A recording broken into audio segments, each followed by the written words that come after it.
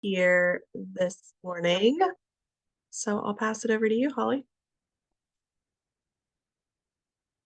I am sending a request to share. You should be able to share. Go for it. I shall try again. It says it's going to stop somebody else's sound. So Oh, it's because I'm sharing.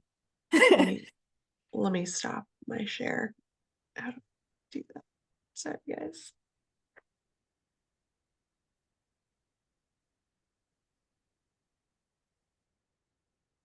There you go. We're good now. You guys can see this? All right. Welcome to the team call, everybody. First and foremost, do we have any new people on here that would like to introduce themselves and just tell us where you're from and who your upline is? Or even if you would not like to, if you still would, we would like to hear from you. Going once, going twice, no takers? Okay. Hold on a second. Jeff Gray, go ahead and unmute yourself, my friend. You're muted. Good morning. Good morning. Too many buttons. We can hear you, Jeff. Go ahead. Good morning. I'm Jeff Gray. I'm in West Texas, working under Bob Greenwood, Schnitzer Agency. Bob Gransard. Glad to be here. Welcome, Jeff. Glad you're here. We're at in West Texas. Seminole. Okay, nice. I'm in Arlington. Glad to have you here. Any other takers? I'll go. Hi guys, my name is Grace Demers. I'm from Minnesota here, moving to Ohio very shortly. Working with Bob and Wilbur, but I just recently passed my exam, so I'm really excited to be here. Yeah. Congratulations. We're glad you're here. My name is Rebecca Sai from Illinois, and Joseph is my upline. Thank you. Perfect. Welcome. We're glad you're here. Anybody else? You can volunteer or Bob will call you out. Okay, we will move along then. All right, you guys, upcoming schedule for this week. As always, the virtual office is open 24/7. If you're working, encourage you to jump in there and work with others and just make it a little more fun, a little more educational, and help yourself out. Mondays, of course, we have the team call that's happening now. Tuesday, casework call. If you have any casework questions, or if you're just wanting to learn more about how casework, how to go about it and learn how to become a better expert in that area, John and Bob are the perfect people to learn from. So I encourage you to jump in there. This week's national call on Wednesday is a special one. It's a State of the Union. A lot of times they might have announcements or some extra little things in there for you. So if you are going to miss it, change your plans, don't miss it, be there. That's a big one. Thursday, if you're wanting to learn any more about digital leads, deep dive and Razor Ridge training are happening back to back on those days.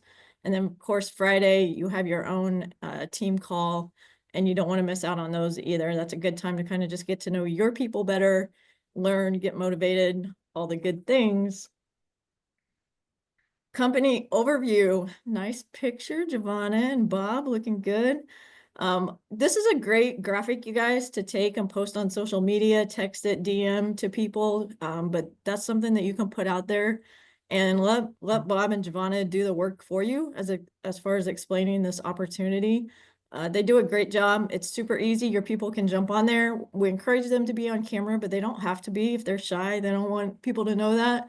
That's fine. Just get them to the call and let somebody else do the work, educating your people what this is about. Dialers on deck. Look at that. Okay, Sean, you're the winner. Summer, Sarah, if you want to either get coaching or if you're an experienced agent, this is a great chance to jump on. Just get into the workroom, do your dials there. It's a great, even if you just want to listen in on people, it's a great way to learn and get better at your craft. If you have February, it's kind of a unique month.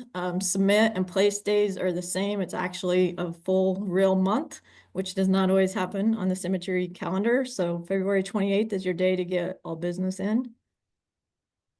Wilbur, be your future self now. What is it about, Wilbur? Why should we read this book? What's up, y'all? Yeah, this book is solid. If you're trying to figure out how to just become bigger and better, it opens up your eyes of basically future casting and making sure that you've aligned yourself with a vision that's bigger than your current circumstance. So 10 out of 10, recommend listening, and really anything by Benjamin Hardy, but definitely jump on this one. Perfect. Thank you, Wilbur. All right, builders. We have 4 people who are building. Wilbur with 1, Teresa with 1, Bob with 1, and Joseph coming in strong with 4 ready to writes. Speaking of ready to writes, means they're licensed, onboarded, and have opt access. Jeff, Timothy, and Terry, congratulations, you're ready to take off. More ready to write. Oh, we got some famous people. This is fun. Elizabeth, direct to Joseph Helms.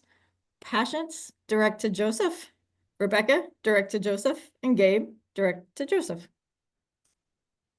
New writers, this means that they have written their first apt. That's always an exciting one, probably the most exciting one. Anthony, who is direct to Dawn. Adriana, direct to Skate. Mariama, nice picture. I like that. Direct to James. Jason, direct to Bob. And Wilbur, your picture's in my way. I can't see. Becky, direct to Bob. And production. Personal production, this is submitted last week.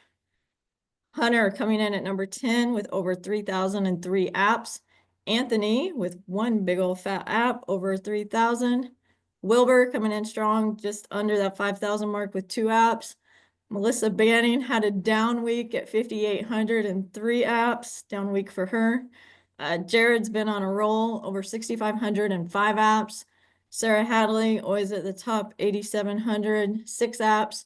Teresa Kelly popping back in with almost 10K and 6 apps. Venus Diaz, I think she had the week off, most of it, almost 11,000, 3 apps.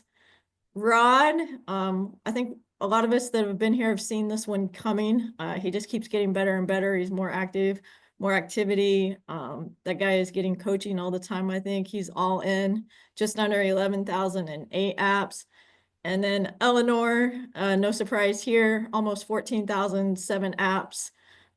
Eleanor's so good, she can just pop those off whenever she wants, I think. So congrats to all the top producers for last week. Team stats, Banks, Sean Banks, over 1,001 app. White, 1627, 1 app. Jenny Goldsmith, 2821, 2 apps. Jared, 6567, 5 apps. Joseph Helms, 12 apps, over 13,000.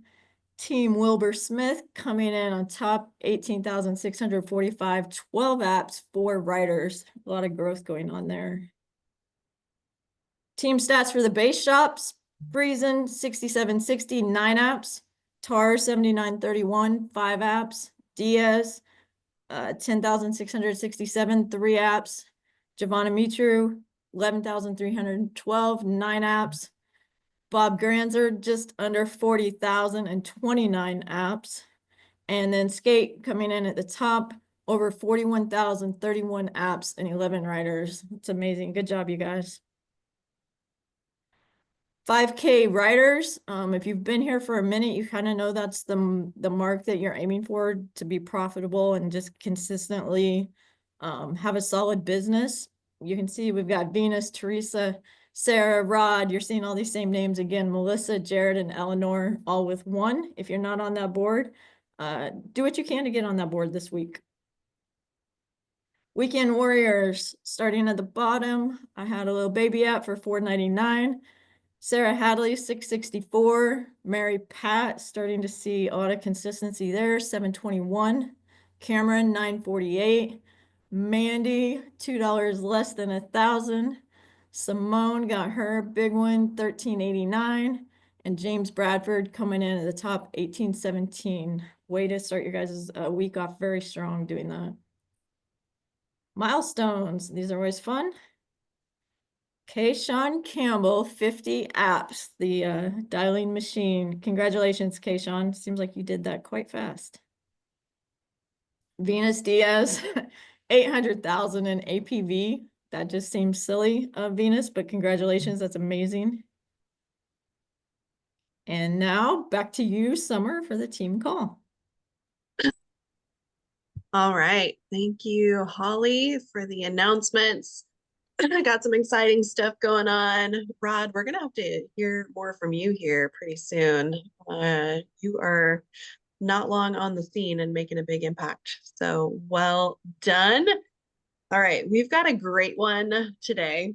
And if you don't already have your pen out to take notes, you're going to want to. So, and not because of me, but because of our special guest that we have on the call today. So she is no stranger to our leaderboards and our team, gratefully, but Melissa Banning is going to be sharing today some of her appointment tips. Old habits die hard. I always still want to call it in-home, but that confuses people because we're not in the home anymore. But Melissa and I came into the business around the same time, roughly 8 years ago. I don't know, 8 going on 9. And she's in Arizona, has become an incredible running buddy and friend to me over the years. But I had to look back to see her last milestone. And in December, Melissa hit 1.9 million in APV. That's right. Just think about that for a second. That's almost 2 million reasons to listen to what Melissa has to share with us today. So, Melissa and I are both home with sick kids, so hopefully we won't face any interruptions. But if we do, then we will just be rolling with it. But Melissa, thank you for being willing to hop on anyways and share with us this morning. I know you're juggling a lot always, but grateful to have you on the call with us today. Good morning, Summer. Yeah, and I have to kind of warn everybody that I'm sleep deprived from 3 nights of no sleep with a toddler on my neck, the whole 3 nights. So here we go. I was like, I feel like I need to go see a chiropractor or something. That's what my husband does, and he's booked today apparently. So here we are. Good morning. I'm honored to be on, Summer, and anytime I get to share I don't want to say mic, but get to share with you is always fun because it brings me back to the OG days when we were texting each other on the road in between appointments, trying to keep each other in the game. That's right. That's right. Absolutely. Well, Melissa, I know some people that have been around for a while know a little bit about your story and your background as a teacher and teacher trainer and your unlikely transition over to the insurance industry. And we can obviously kind of weave elements of your story and experience into it, but I really want to hone in on some of the practical and tactical things that you can impart to us based on your experience as a top producer and really a consistent top producer, which is a more amazing feat. So I want to touch on just some tips for appointments that we can all glean from, and I would love for you to just kind of share some of the things that you have found that are really helpful as you've honed your craft of serving families here. Okay. Well, I think the first and foremost starts with like your mindset going into it. I think in the beginning, Summer, Ashley Tarr was one of my dearest friends, and I watched her. My guys, just for a frame of reference, there was no Quility U, there was no training. I asked Ashley where my binder was when I started, and she laughed at me hysterically. And because I'm a former teacher, and that's what you get a binder, right, to teach it for your training. There was nothing. There was like, the script was like 4 points, like an outline. And I was like, what do I do? And so in the very beginning, my training was Ashley flying out to Scottsdale, dialing with me on a Friday. We scheduled 5 appointments. We went out on Monday. Our appointments were about an hour apart from each other, so that was a long day in the car together. And we ran 5 appointments and she closed all of them except for the one that it was called getting porched. Basically, that means standing out in August in 120 degrees and they're home, but they're not letting you in the house to come present. So that was my training. And then she got on a plane and she flew back. And Tuesday I had to try to run a couple more appointments that she did set for me on Friday by myself. And it was a absolute disaster because she was on a flight and she was heading home, and I called my next upline was Danny, and I called Danny Young asking him about product information because I had no idea what I was doing and he had no idea either because he does building really awesome. He doesn't do product very awesome. So that was my start here.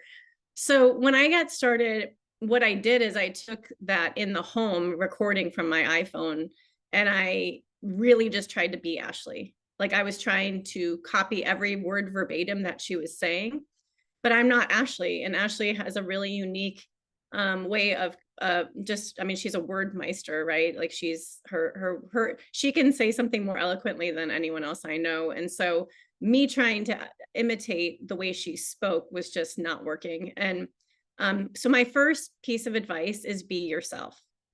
You know, at the time I was a stepmom. I wasn't a mom of my own children, but I was a stepmom and I was a former teacher. And so I think the more that you show up authentically to who you are and you let families know who you are, the last thing you want them to feel like is you're an insurance broker or you're an insurance agent. Those two words have a negative connotation, just like a used car salesman to them, right? Because people hear that and they think of the person who comes to the door to door trying to sell insurance. So show up who you are. And so when I'm setting an appointment, I always try to, on the phone when I'm dialing, I always try to let them know that I'm a mom and that I'm a former teacher somehow in the conversation. And that comes up. Like when I'm tying it down, I'll say, you know, does 2 o'clock on Monday definitely work for both you and Tom? And they say, and I want to hear them say yes. And I'll say, okay, because I have to secure, you know, childcare for my 2-year-old. I want them to know that. I want them to know that I'm a mom. And I want them to know that if they don't show up to their appointment, there is skin in the game for me too. It's not just them not showing up to a Zoom. I only personally do Zoom appointments. I think maybe 1 out of 25 appointments is a phone call, but I don't even offer, because I'm doing mortgage protection, A-leads, mail-ins with mainly, and when I say mainly, about 85-90% of my families are over the age of 75 with lots of health issues. So I don't find a phone call to be helpful with that demographic. So I personally don't use, I think that there's a lot of emotion that comes with that type of sale. And I think that there's a lot that you can convey. As a former educator, I'm a visual learner, so I use body language a lot in my appointments. So when I do it on the phone, I can't read them, and that really throws me off, and it's usually think about it. So personally, for me, I use Zoom. But I think that the first piece of advice, Summer, that I would give is to be yourself. Like, don't try to be someone that you're not. And it's okay for them to know that you're a single mom showing up to a Zoom trying to feed your family. Like, I think that there's nothing wrong with them knowing that. And always remember that they don't know what you don't know. Like, you're the expert, so show up like the expert, even if you're faking it in the beginning, because I was definitely faking it. I truly did not understand the true differences between term and whole life when I started. So there's hope for everyone. That's like my first piece of advice. Is there anything to add to that, Summer? I think, like, I don't know. I just think of the days when you were getting bit by dogs and showing up in homes, and you had 2 little ones at home. One of them was still nursing, if I remember correctly. So I think that's what's made you really safe for families, because you don't know any other way to show up other than 100% authentic. And I love that about you. Well, thank you. I feel like I was really bad at that when I started. I came from corporate America, so I was kind of conditioned to not talk about having a family or being a human being in general. And so I kind of compartmentalized everything to my own detriment. I feel like once I started to be kind of more myself and settle into that, it definitely served me well. I want to go back to something you were talking about, Mel. You were talking about how, and this is very counterintuitive because I've heard people on phone trainings or various elements of training and onboarding, and they're like, well, you know, my clients can't hop on Zoom because, they're older, and we arrive with our own set of preconceived notions and assumptions and things that we put on the families that we're meeting with, right? Mhm.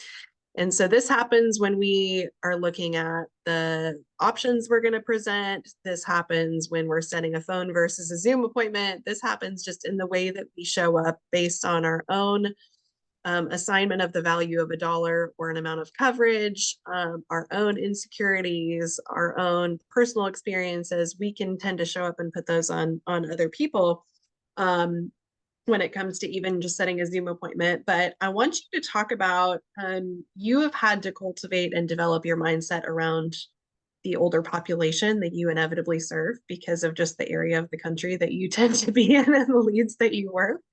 But I know that that was a roadblock for you initially. Talk about what your mindset was initially and kind of what that jump and that hurdle looked like for you. Yeah, I would say I started in August of 2016, and I don't think that I wrote an app by myself until like October. Like all of the apps that I wrote were from like a tremendous amount of support from Ashley. Either running the appointment for me or like legitimately being on speaker on there. I would literally call her. I'd say, I'm calling the chief underwriter, and I'd put her on speaker and she would do the talking while I was sitting at their kitchen table. Like that's legitimately how we were running appointments in the end, because I was so terrible. So I hope that encourages some of you that like it's gonna take some time to kind of get your craft. But my mindset, Summer, was that because Ashley was in Nashville, and Nashville was like predominantly healthy, young or middle-aged people, that was why she was at the top of the leaderboards. And the reason that I had like terribly failing was because I had this sick, older demographic in Arizona of almost everyone being a senior citizen or being like a one-parent household with a single parent, very low income. Okay, so that was like the two extremes. Like the Scottsdale people, or like the people that are like in the higher demographic, were not filling out mortgage protection requests. I was headed to like the armpit of Arizona for most of my appointments. So I was driving like 3 hours just to get to my first appointment in a different area than where I lived. And so that was my mindset. I believed because they were older, because they were sick, or because they were single household and there was no one to play off the emotion, that was why I was failing. And that was the reason I was failing, because I believed that demographic was not insurable, or that it was difficult to insure them. The reality is that critical period coverage and unhealthy folks are my favorite to protect now. One, because there's a need, and it's easy to find that need, and it's easy to get to the emotion when they're closer to the end of the dash of their life, right? The end of their timeline.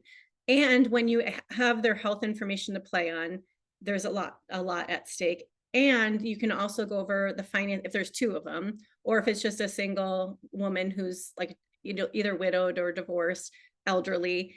You can play on the fact that it's her children that are going to be stuck with the mortgage, or a gentleman that it's the children that will be stuck with the mortgage. So there is a lot more at stake, because you know exactly what the income is. It's a fixed income. You know what the health issues are. You can play on the emotion, and there's a lot more that that you're able to, in my opinion, able to pull out. It's the healthier young ones sometimes that I have a hard time convincing that they actually need it, right? Because they're like, oh, I'm insured through my work. Well, your work insurance leaves if you leave your employer, by the way, because I lost 18 years of life insurance through my school district when I stopped teaching. So I use things like that to educate folks when I'm meeting with them. But I think that if your mindset is that it's a hard population to serve, that's what's going to happen. That's how you're going to frame your questions. That's how you're going to go about the appointment. And you're almost going to talk them out of it. When I was an agency director, I was an agency director before I had my daughter. And then I've kind of I'm really part-time now still, guys. I'm not full-time. I don't have a big agency. I chose to be mom because I'm a much older mom, and that wasn't as much as I could handle. But when I had an agency, probably the biggest problem that every new agent had was the belief that folks don't want to pay $200 to $300 for like a $10,000 critical period coverage policy, right? They would literally talk people out of doing the coverage because they didn't believe that it was worth it to spend $250 to $350 a month for like a $10,000 critical period coverage policy. And I would watch them in their appointments talk folks out of it. If they're requesting this information and they need insurance, and you've actually sat down with them and you see their finances on paper, and you know that the one of the spouses is going to legitimately run out of money and lose the equity, and usually their equity is higher than younger folks, that they're going to lose income. Half of the income is going to go away if John passes away first, and Sally's left with, 20 to 2,000 in Social Security and his pension, because she gets his Social Security and pension, but it's not enough to cover the mortgage. You're doing them a disservice to believe that it's not a value to spend that much money, especially if he has COPD and he's on oxygen, like a lot of the families I'm meeting with. It's like, if he goes tomorrow, she's homeless and she loses the 200,000 in equity that they have in the home. So you have to posture yourself into, like, if you really care about the families that you're serving and you really are asking the hard questions to understand their story, and you really do know that if they don't have this mortgage protection, it's actually doing them a disservice. It's not being a sleazy salesperson talking them into doing a $250 to $350 a month policy. And I think that that's where I got hung up. I'm like, well, I'm only covering this small amount. I'm not paying off the loan for them. I'm a dirty salesperson if I do that to them. No, like, I've watched families call me and they have the critical period coverage in place because there's a death in the family. And they're like, thank you so much. It gave me the time to sell. And now I'm in a condo and I'm doing better, but they didn't lose their property. Okay. So I think you have to really think about your whole, like, the value of what you're doing by asking them the right questions. So good. We could spend an entire call going over the value of of critical period coverage, equity protection, because that is such a huge one from a mindset and a practical standpoint, and teeing that up. So that might be a future call that we'll do here soon. But love that, Melissa. That is so good. And once you changed your mindset, your consistency in production and your ability to serve families has been incredible, obviously, as the numbers show over your career here. How do you avoid, Melissa? I feel like one of the big things, anybody else ever get a think about it at the end of an appointment? Anybody? Rod down there on the leaderboards gets think about it. I've gotten to think about it. Everybody, right? Melissa, how do you number one, avoid to think about it? And then how do you handle it if you do get to think about it anyways, after you've tried to avoid it? Well, I actually had this happen last Monday. I had like I had like 2 no-shows or 2 cancellations, and then like a think about it. And I realized at the end of the appointment that was a think about it, that I didn't truly go over my role and purpose and my assumptive language, because she was from the same part of Illinois that I'm from. And I got too chatty with her in the beginning and thought she was my friend right off the bat. And I didn't do my assumptive language. So of course she needed to think about it because she wanted to like chat later, right? So I myself like truly get shocked when there's a think about it, because I don't have them very often. And I'm not saying that with pride. Please know my heart. If I sit with someone, almost always they're writing. And I think that it's 100% has to do with this piece that I'm going to share with you. And it was the hardest thing for me to overcome, because in the beginning, I didn't use any assumptive language, even though it was in Ashley's script that I had typed out from her in the home. She's very assumptive. She's like a ninja, you guys, like so assumptive and assertive. And I was like, that is not me. I'm like the nurture, the empath, like I can't do that. And that's why think about it's in every single appointment. Everyone wanted to like have tea with me and serve me food and have me come back again the next week because they were lonely and they wanted to show me their kids' photo albums. But I wasn't getting any apps. I was getting a lot of hugs and a lot of treats and a lot of things, but not any apps. And so I had to really dig deep within and ask myself, like, why am I struggling with this assumptive language? So the assumptive language has to be there. And there's 2 things that I do.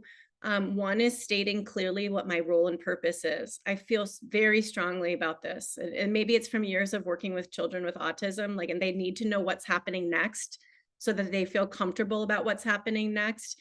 And as an elementary school teacher, I always had to tell my students, okay, we're doing this, and now we're going to be doing this, and this is why we're doing this.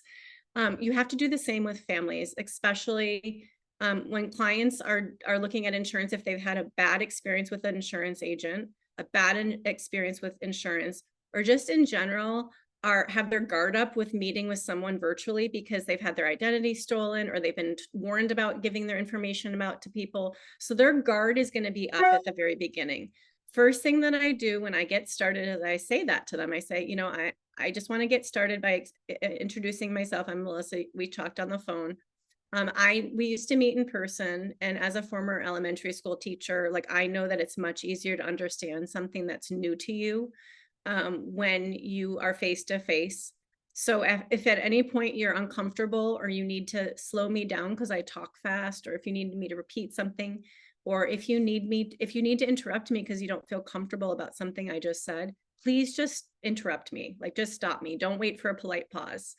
Okay, because sometimes I don't notice body language on this tiny little screen. And I'm also going to show you my license. And you're welcome to take a picture, or I can email it to you. Sometimes I know some agents email it ahead of time. I just offer it to them either via email as a PDF, or they can take a picture of the screen. But I do show it at the beginning of my appointment. And I say to them, you know, I know if I was meeting with a stranger who was going to ask personal questions, I'd feel really leery about giving out my information. So again, here's my license. And I use my license while it's up to explain and go into what mortgage insurance is. And I'll explain, you know, it's intended to cover the mortgage. It's not just if you die like traditional life insurance, there's living benefits. And I don't give a whole lot of information, but I use the life, accident, health, and sickness what is it called? Like on my license to explain that it's not just for death, it's for sickness as well.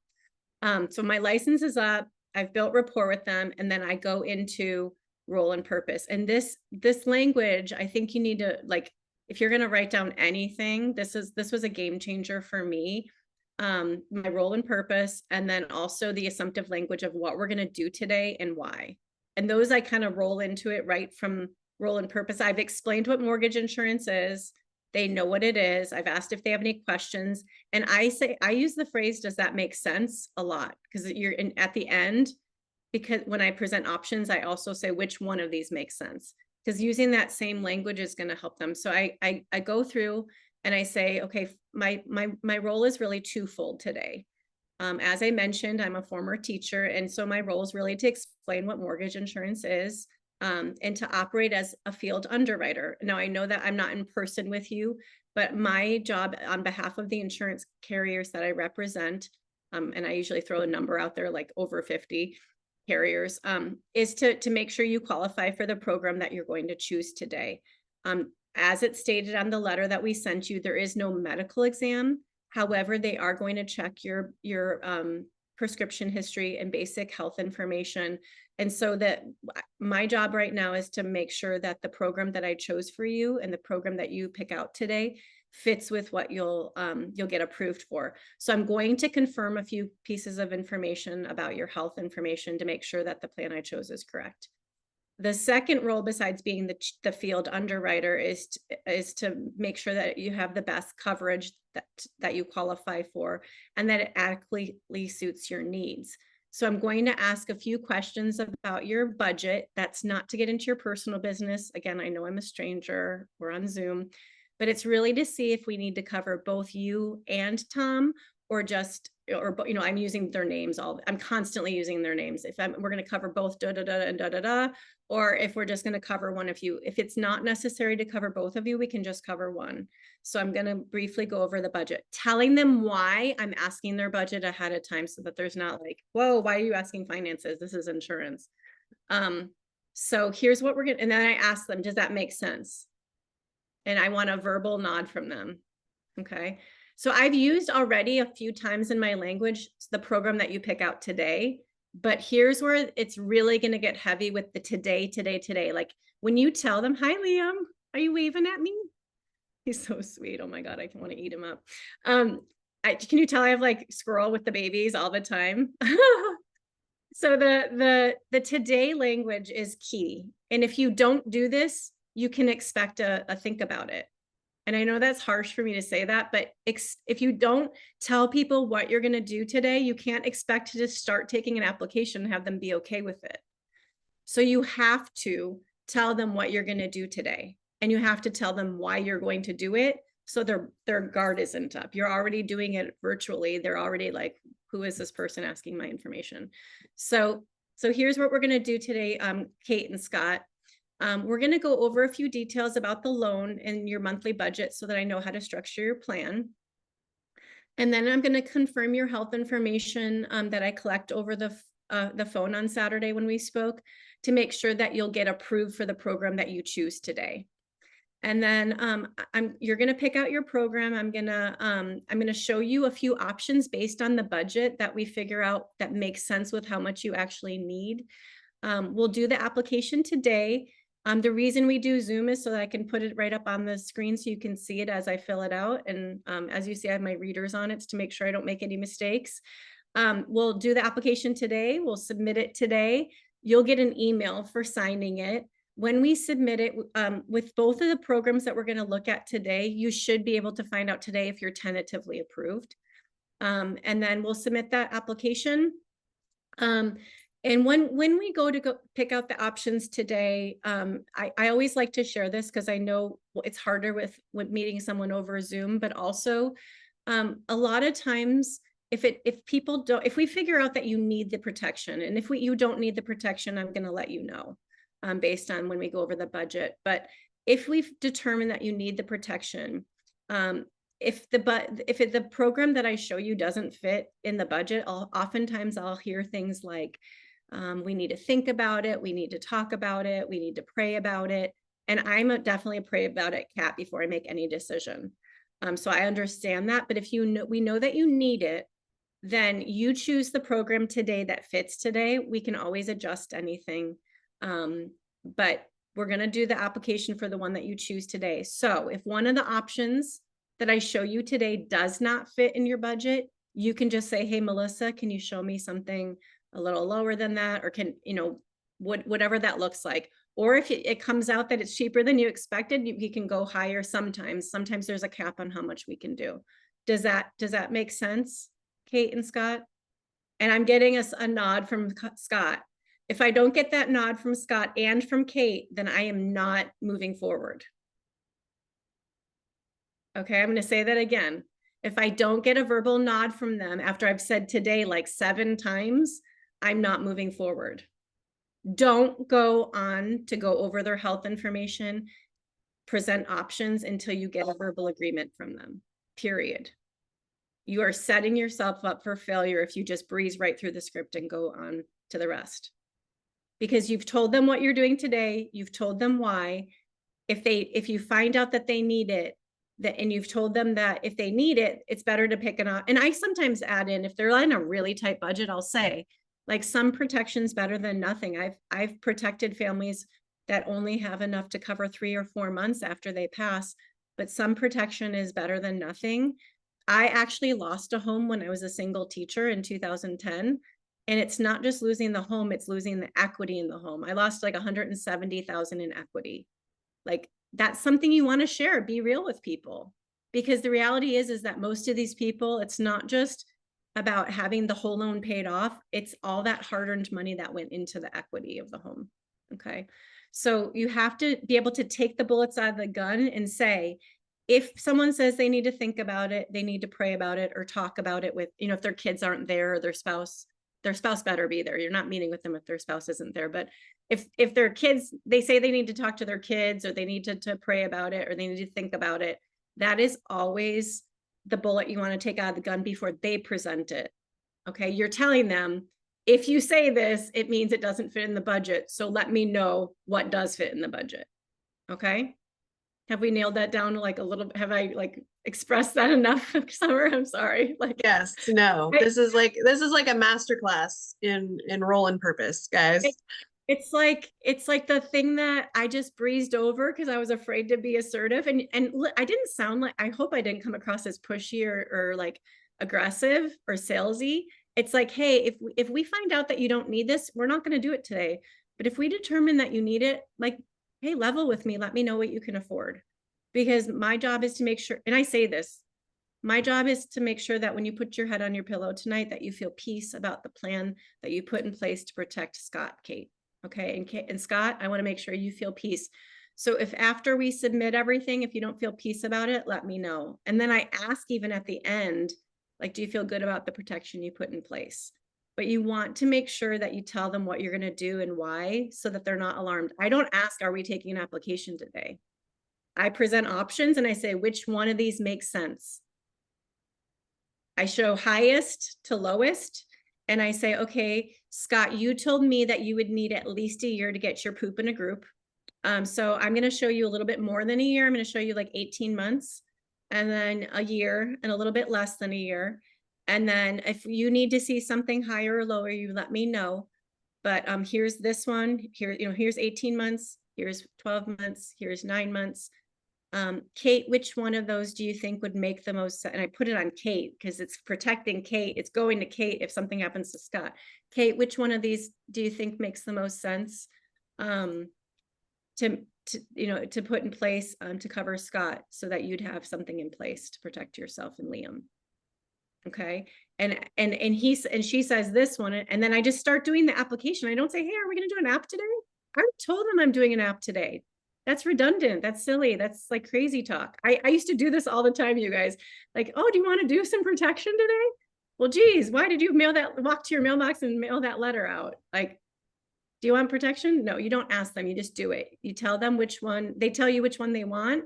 They've chosen their options. I never let them know ahead of time that I've run quotes. I never call them quotes. What is on my paper ahead of time is I usually run it for what I think they're going to land in. But when I'm in conversation with them and they say, I think I'd need at least 18 months, that's where I start. I do a little bit more than that. I do the middle option is always what they said that they thought they would need, but they are choosing the options, not me. I'm guiding them to it in my discussion, but they're choosing their option before I even present their option. And if I've done that well by listening and looking at their budget, then I have something that fits in their budget. Okay. Any question? I don't know, Summer, is there something else that you want me to say? That's so good. I remember I went through a season and I still catch myself when I track my data from my appointments where I'm like, why did I just get three think about it's in a row? Right. And I remember sitting down with Ashley, and the two top reasons that you get think about it are that one that Melissa just went over, your role and purpose, specifically that assumptive language. I lost count. I was somewhere around where Scott was, 13, 15. Melissa said the word today so many times, guys. If you're feeling nervous, force yourself to say the word today. Like, it'll force you to be confident and assumptive. Okay. And then the other reason is not digging into the why. Those are going to be the two areas where if you are getting think about it, take inventory of what's happening in your role and purpose. And then are you taking the person's like, oh, why is this important to you? What's important to you? How do you feel about covering your spouse? If you take their first kind of knee-jerk response at face value and just roll with it, which is what I used to do because I was really uncomfortable digging into the why, you're gonna get think about it. Right. So Melissa, that was such good information. I want to go on to, you touched on presenting options. How many options do you usually present to your families? No more than 3. And if they say, I want to see term and whole life, I ask a bunch of questions to determine what they're actually trying to get out of this mortgage protection. I don't show both term and whole life. Because I'll give an example. I met with a 68-year-old last week who was healthier than most 40-year-olds, right? And so they qualify for, I think it was a 15-year term. I might be wrong. It might have been 10-year, but they wanted to see term options and whole life because they weren't sure if they needed more than 10 years, but they were leaning towards hey, I think this is an investment property. I'm planning on having it paid off in 10 years. But they wanted to see both. And I said, after you have this investment property, do you think you'll have additional investment properties that you'll need to cover that critical period? No, after this one, this is my last one. Well, then it doesn't make sense to show a whole life option. If she's going to pay it off in 10 years and she's just looking to cover it for the next 10 years because she's going to pay it off, Then if I show whole life and term, then I've confused and muddied the waters. So I show three, only three, and I say which one of the, so I show the highest, the middle, and then the lowest in order. I don't show it on my screen. I say it verbally. I don't put them up on the screen. But I'll just say 18 months, it would be $260. 12 months, 12 months of mortgage payments would be $180. 9 months worth of mortgage payments covered would be $125. Scott, which one of these makes the most sense with what you want to have should something happen to Kate first? Because I'm asking him, it's going to him, but it's covering Kate. Okay. Or vice versa, like I did earlier. And Scott says, well, I think, or, you know, Kate says, oh, I think this, or Scott says this. And then I say, or if they don't say anything, I shut my mouth and I don't say anything. And I sit back in my chair and I wait. And if like a minute's passed by, and I'm not exaggerating, I've waited a minute before, like maybe 40 seconds, but like if like 30 to 40 seconds have passed by and they're like, silent or stoic and they're just looking at each other frantically, I'll say, or like I shared earlier, do you need to see something different? That's the only time I'm adding a fourth option. And if they say yes, I'll say, okay, do you want to go higher than that or do you want to go lower than that? Or do you want to go in between one of those options? Well, the 12 months is too expensive, but the 9 months doesn't seem like enough time to get through everything. Let's see this. And then I calculate it. But I'm let them feel like they're controlling it, even though you're guiding them, they're controlling it. Okay. But we've already said, we're like, if you need it, we're picking an option today. Which one is it? Oh, none of these work out for you. Okay, let's pick a different one. But if you present more than 3 options, I feel like anytime I present more than 3 options, it's a think about it. I just wrote an app last week. It was from a lady that I literally met with for like 3 months. And she was a think about it every time. And it was so frustrating. And it was because I let her, initially she said she wanted a 20-year term. And then she was like, oh, I think we might pay it off sooner. So we did 20 and 10 years. And then she was like, well, what I've heard about IULs. And we started looking, and it was like, she got us off on a rabbit trail and I allowed it. And then it was like the never ending think about it. We finally found something. And I think the only reason she ended up deciding she needed to do something is because her husband does have quite a few health issues and he would be homeless if something happened to her. So we definitely figured out a plan. But if you let them have too many options, like it's going to be a think about it because there's too much to think about, right? Yeah. We got a great question in the chat. How do you handle it, Mel, when the spouses might not be on the same page as each other? Like meaning one person wants to do it and the other one doesn't? Yep. Or, one person is pretty shut down and not really that engaged. The other one might be. How do you engage with both of them? Yeah. So we didn't go over my how do I get to the raw emotion part piece and the finances, but that usually is eliminated if you do the getting to the emotions correctly, because you're essentially sitting them down, you're going over their health information first so that it's like very clear as day how sick they are, right? If they are sick. And so the health information's gone over. I'm just confirming it to make sure, but it's out in the open, how, what's going on health-wise. And then I go over their budget and I use the client qualification form with the budget, the 2 budget sides. And I'll say, okay, Scott, so it looks like, correct me if I'm wrong, if there's 5,000 coming in monthly from your income. Kate, yours is 3,000. If, so the household income is 8,000 currently. Scott, if something happens to you, is there anything in place at all to cover that 5,000? And let's say he says no, like there's no life insurance, there's nothing. Okay. So the income, correct me if I'm wrong, it would go from 8,000 a month to 3,000 and the loan payment's 3,500. Kate, what would that look like for you? And she says, well, I'd be screwed, and that's not enough. I need to say, okay, what does screwed look like? Does that, like, what would you do? Well, I'd have to sell the house. Okay, well, where would you move?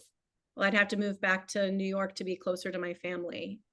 Okay, do you have like, 15 to 20,000 to help with moving expenses and all that? To get back there? No. What about childcare for the kids? Like, because I know that you guys both said that you work when the other person's, you watch the kids while the other person's working. Like, what would that look like for childcare?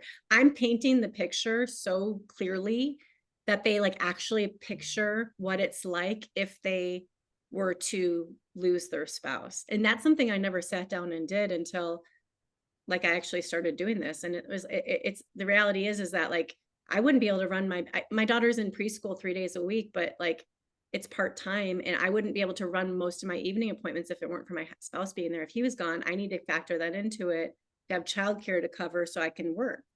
So you want to ask all the questions so that it paints the picture so clearly. And then I say to if Scott's the one that doesn't agree with doing the insurance and Kate wants to do it, I'll say, Kate, how do you feel about Scott not wanting to do the protection?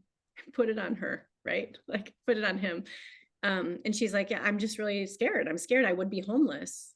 Scott, I hear Kate saying that she would be homeless and she'd have to sell the home right away. Like that, like, how does that make you feel? And he's like, well, I don't know. She's cute. She'll find, usually guys who are younger and prideful will say like, oh, she's cute. She'll find someone young. So how do you feel about your plan for your children and the equity in your home and the protection of your wife being that she's cute enough to find a new spouse or someone to take care of the bills? And I'll repeat back the stupid thing that they said to them in a loving way. But like, come on, dude, like, don't, like, I get that a lot with like young folks, like, right, she's cute, she'll find someone. That's like the defense mechanism, right? And when you repeat it back to them, then they hear you say it, they're like, oh, that sounds pretty awful. So I think you have to use the emotion by asking them, yeah, do you want another man to raise your kids, Bert? I love that. Like, how do you feel about that guy, that new guy coming in 2 months later? Because you told me you guys have 2 months of mortgage payments and savings. How do you feel about the new guy coming in and take care of the kids and paying for and sleeping in your bed, right? Like, you're kind of trying to use the emotion first. You have to get to the emotion before you get to the prices, though. If I haven't gotten to the emotion here with both of them, then if I start showing pricing before they both agree that we're doing mortgage protection, then that's the problem right there. You should never be showing prices until both nods are saying, yeah, we definitely need to do this. And they may decide in this situation with their finances, if the mortgage is $3,500 and Scott is telling me, hey, you know what, Melissa, I think I could handle it if something happened to Kate. It would be tight, but I could handle the bills. Oh, well, you know what, if money's tight right now, because, you just want to cover you today, Scott, let's just focus on covering you. You can always add Kate later. Then they know you're not trying to sell both of them. And you've actually listened to their finances and looked at it and listened to what they've said. And so that's why it's absolutely critical. If you're not spending 10, maybe 12 minutes on the going over the health information, getting to the emotion and the budget, you are getting a think about it. Point blank. Because you have not asked the tough questions. You've asked the surface level questions. You've asked the easy questions for someone who, like Scott, who's like, oh, she's cute, she'll find someone new. That's not going to cut it if you don't get to the emotion. You want him to see his wife literally like getting teary-eyed, and not in a bully kind of way, but by asking questions. And you're guiding the discussion by question asking and then repeating it back to the other so that they can hear it again and again and again. And you're using both of them to really show that they care. How many hours of this do we get today? There's high demand for you to stay on here all day. You talk to Melissa. I know you have to take your daughter to the doctor probably at some point. Yeah, I do. And we're going to a new pediatrician today, so that's always fun. I think that what I used to do is rush through my appointments because I thought people didn't want to hear me talk. But if I'm asking questions and I'm the only time I'm doing the most of the talking is at the beginning when I'm explaining my role and purpose and what mortgage insurance is. And then the rest is all question asking to get them to see the value in this. And they feel like they've decided that they're doing mortgage protection today, not me. So good. That's your key right there. Like they have decided. And so when you present options, if they've decided that they're doing it today and that they need it today, based on the dire picture that you've painted of like by asking the right questions, then it's like, okay, what is what is something that can fit in the budget? And then and then really like at the very end, they should feel good about the plan that they put in place because they picked it.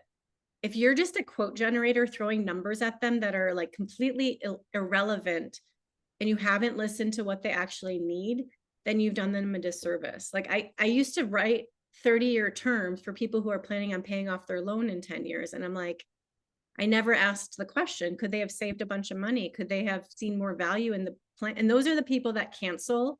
If you write a plan that is too big for them, you're going to have a chargeback. That commission feels really good, but chargebacks do not. I can count on my hand the number of chargebacks I get a year because they see the value in it. And so many times when I had an agency, I'd have so many chargebacks from downlines because they would just write these arbitrary plans. If you really care about your clients and you really do what they need and you do what's best for them, you shouldn't have a chargeback unless there's like a really strange situation, like they lose their job or something like that. So I challenge you to ask questions and be masterful at caring about people and caring about the process of you're guiding them through to help them make decisions for the most difficult time of their life. My dad was diagnosed with a it was basically a terminal / critical illness. While we were at conference, I got the call from my mom. And my parents don't have anything in place because my dad didn't believe in life insurance. And when I did a critical period coverage plan on my mom in 2016, when I started, my dad didn't feel the necessity to do anything. And I'm watching my mom literally be housebound where she doesn't go anywhere or do anything. And it's affecting her health because she's so afraid of running out of money if he lives longer. And you guys, it's debilitating. And I've been helping to care for him. And I'm thinking to myself, if we would have done, and my dad was healthy enough at the time that we could have done a $200,000 policy. My mom couldn't have qualified. We had to do a whole life. But my dad was actually healthy enough and young enough. We could have done at least 15-year term with living benefits. And I'm thinking like what that money would do for them right now to be able to give them some support. And thank God I am in a position where I can help out because I have flexibility in my schedule and I'm not working 3 jobs like I was when I was a teacher. But like, it makes you think differently about how you ask questions in your appointments. Because if they leave and they needed to think about it and then they just blow it off, you're leaving them without any protection. When they fill out that request, they need it in some way. And your job is to discover what they need and how much they need. So good, Mel. What we do is so important, and you are such a gift to this team. Thank you for pouring out today. Thank you for being vulnerable and sharing your story and just being who you are. It is no surprise after listening to you share about how you serve families that you're able to serve so many. But I, for one, am better because you have chosen to press in and just cultivate your skill and your heart for people. So thank you so much. Everyone has been showing their love in the chat and just their appreciation for the expertise that you have bestowed upon us here on a Monday. So thank you so much for your wisdom and experience, and hope Eliana feels better soon and you get some sleep. So sharing. It's like the old G days when we used to run calls all the time together. It's been it was fun. So thank you so much. Thank you guys for hopping on. We'll see you in the virtual office here in a bit. Take care, collective family.